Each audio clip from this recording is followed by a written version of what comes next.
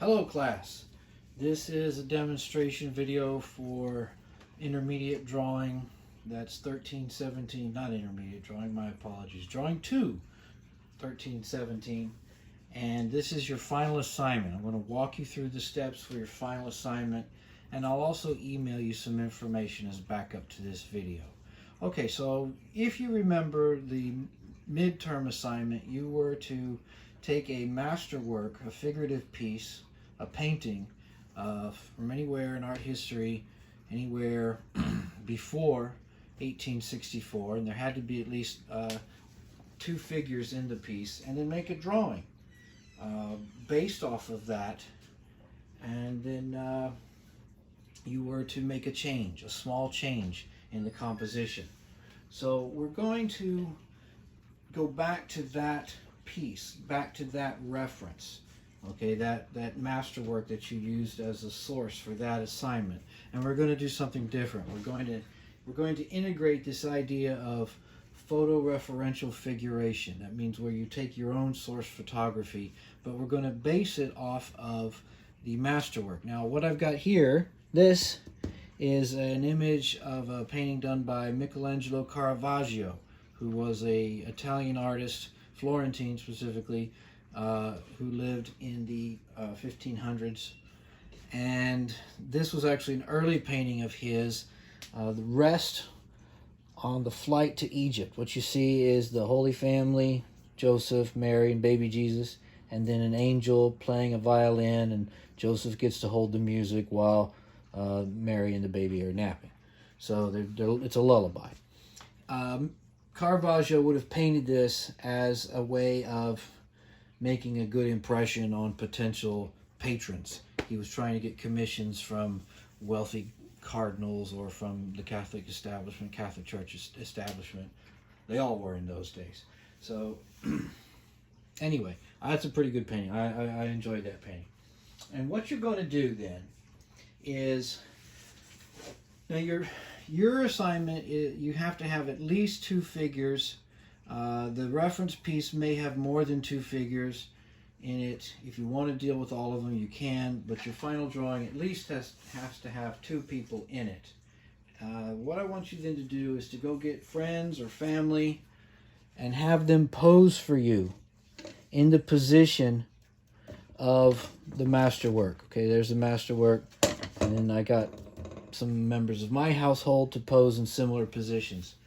And we're going to interpret the masterwork that way. So you get your friends to sit for you or to pose for you in the relative positions of the masterwork. You can see here I've got one of my daughters standing there in the position of the angel, another one sitting there holding a tablet, and then Mrs. Lyles is there with the dog instead of baby Jesus. So that is my reference source. And then I went back and I also made a photo reference of the space.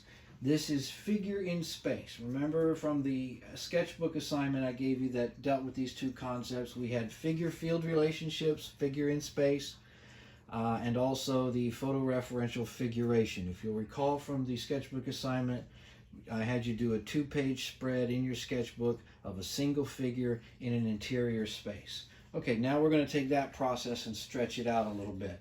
So, using, again, just to repeat myself, using the masterwork as the basis for your composition, have your models, friends or family members, pose for you in the same relative positions. Also make a document of the space.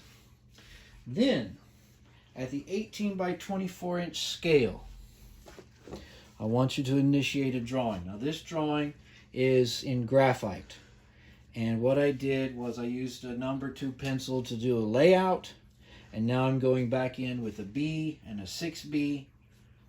This is actually a 6B, and I'm going in and developing value. Remember, the development of value is very important in regards to developing space and form. You've got to understand to use a full range of values. In the layout, and you can see some of the layout drawing here, you can still see some basic shape here. Okay, in the layout, I start the drawing with basic shape, and then I go ahead and develop the drawing a little further using just a lighter line, contour line, cross contour line, all good stuff. But value is where things really begin to come together. The darker values is what's going to pull the drawing together. Now, always you can erase out underdrawing that you no longer need. Remember to do that. So once you've asserted values, you can get rid of some of the extraneous marks, the marks that were referential marks, the marks of the underdrawing. Now that's a graphite drawing. You have, as an option for your final assignment, to use any of the media that we've covered in class. If you want to use graphite, okay, great, do that. If you want to use pen and ink, all right, you can do that too. You can use an underdrawing, a very light underdrawing, and then come back in with pen and ink. That's fine. If you'd rather use brush and ink, that's fine too. You can do that as well. If you want to use charcoal, yes, use charcoal. If you want to use charcoal with Conte, we worked with Conte, remember, the black Conte on top of the black charcoal.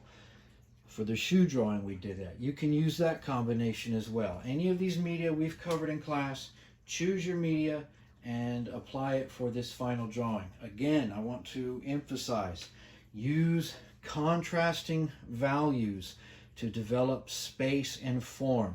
You have to have a minimum of 2 figures in a space. It doesn't necessarily have to be an interior space this time, like I designated an interior space for the sketchbook drawing. This, in my case, I'm making it an interior space. It doesn't have to be. If you would rather do an exterior space, that's fine. But what you're doing is providing yourself references. Okay? Do this process. A photo, image, and I want you to print it out as well. Don't just work off your cell phone or off a laptop. Print the image out.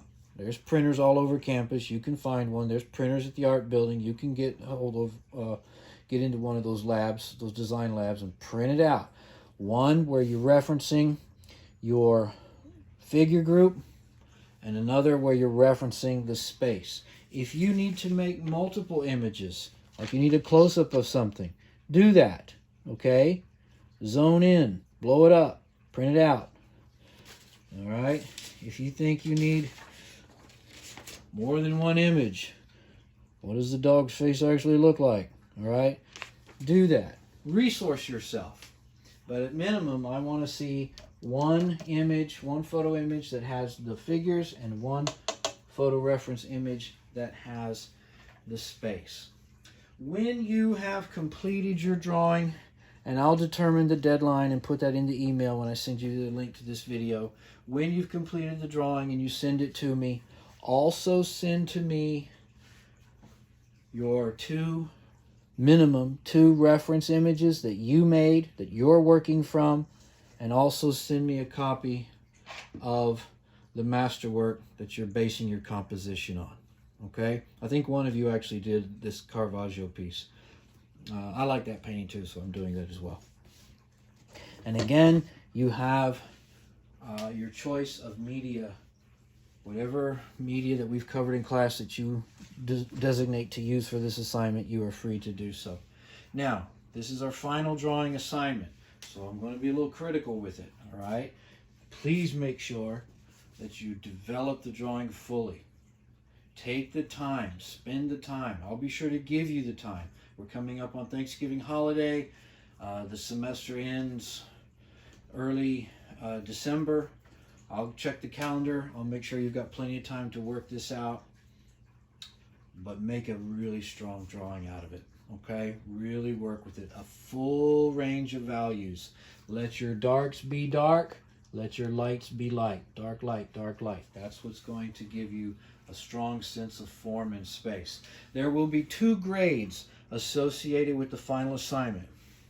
The first grade will be an evaluation of whether or not you followed directions.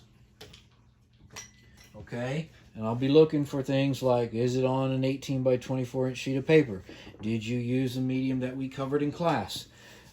Did you send me your reference photos? Did you send me your image that you the master image that you based your composition on? Okay, if all the criteria are met, that's a good grade. The second grade for this assignment will be my evaluation of your drawing. And by this point in time, I think most of you have a better understanding of what I'm looking for. We want form, okay, a good, strong development of form. We want space, okay? Take us to that space. Let it read as space. We want value, a full range of value. Value gives us form and space. We want an interesting drawing. Use all 4 quadrants of the picture plane.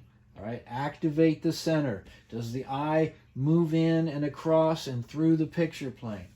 So activate the picture plane, make it interesting.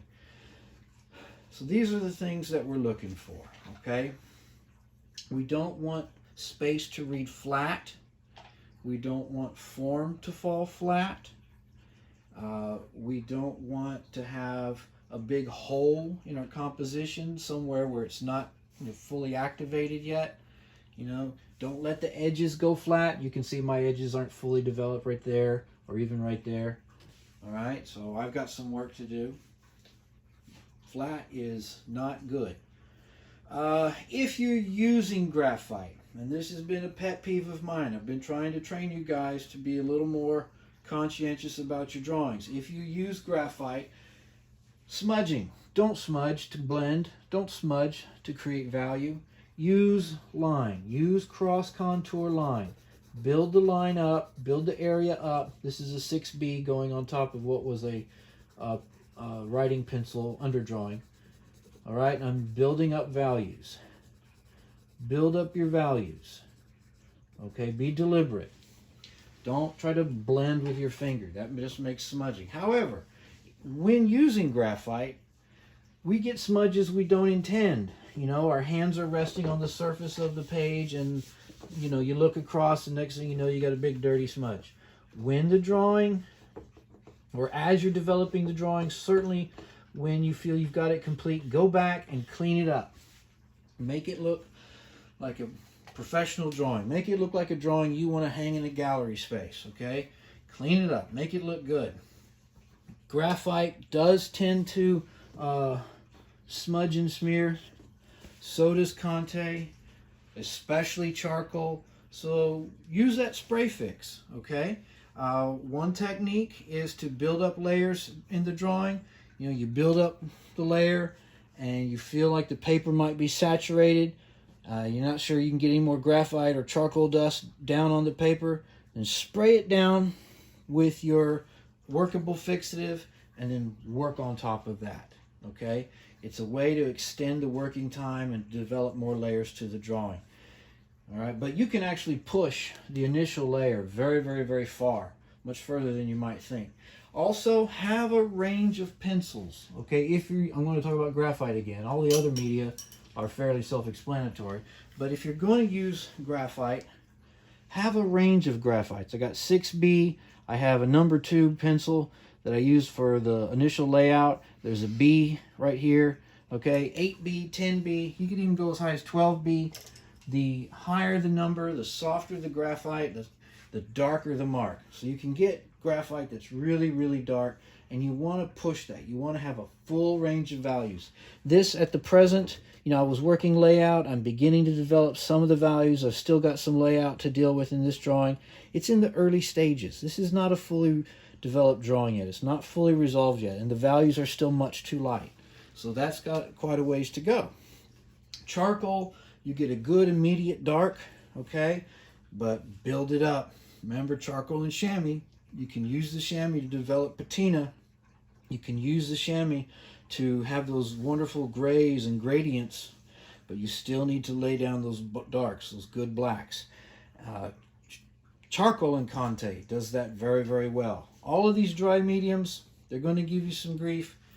Make use of your spray fix. If you want to use the wet medium, again, that's great. Contour line, contour line, contour line. cross contour line, cross contour line. Wet media, pen and ink, you've got to use that cross contour line to build up value. You use the contour line. I'm doing it here with the graphite some. You use contour line to define an edge, all right? But you really got to get those values. Brush and ink works similarly, but you have a much faster mark. That brush and ink, you all have worked with it. You've seen what it can do. You can build that up. You also know ink's very unforgiving, okay? So just be aware of that. You may have to take more than one run at the drawing if you use brush and ink, and that's okay. That's perfectly fine. We do what we got to do. So, just to cover it again, final assignment. You're going to go back and get your masterwork, base your composition off of that. Make your photo references, photo referential figuration, okay? Get your friends, get your family to sit still for you for about 10 minutes or less. This was, I think, about a 5-minute project. No, we were done. And then also document the space. What does the space look like? These references are very, very helpful. And then initiate your drawing. And you can see I'm making changes here. I'm making subtle changes. I've changed the background just a little bit. I'm increasing the scale of the pattern from the painting that's behind them, right? I've even changed the scale of the young girl here. I've made her a bit larger than she was in the photo. All right, I've upped the scale of the older daughter right here so that it's not so, you can see how dramatic that is. That's just a trick of the camera that it came out that way, that little fishbowl effect. Well, I'm compensating for that. I'm changing that. All right.